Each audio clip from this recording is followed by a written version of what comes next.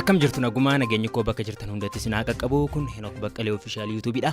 YouTube kana subscribe gochuudhaan odeeffannoowwan haaraa wayitaawaa fi battalaa ta'an argadha. Indiyaa keessatti shamarranii fi dubartoonni miseensota maatii isaaniin haala suukanneessaan reebamuun yeroo dhiyoos mata duree oduu ta'eera.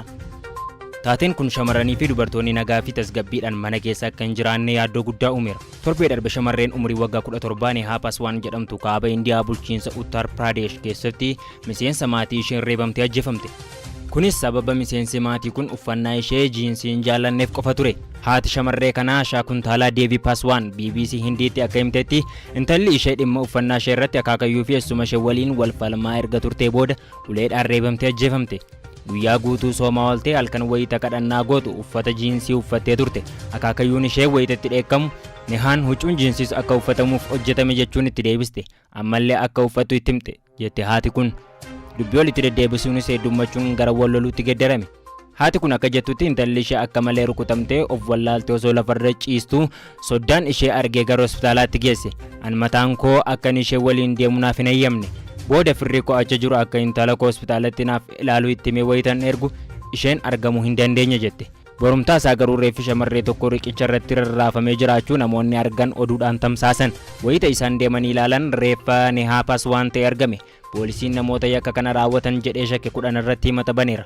Namoonni yakka ajjeechaa fi ragaa dhoksuun himataman kunneen akaakayyuu, eessuma adaadaa, eessumawwanii fi konkolaachisaa isaaniiti. Qondaalli poolisii magaalittii akka BBC Hindiitti himanitti hanga ammaatti namoonni 4 hidhamaniiru. Kanneen afan qabuufis hordofaa jiraachuu himan. Hojii ijaarsaa keessatti galii guyyaan argataniin ijoollee isaanii guddisaa jiraachuu kan himan abbaan Nehaa dabalatee ijoollee isaanii mana barumsaatti erguuf aarsaa kaffalaa akka jiran himu.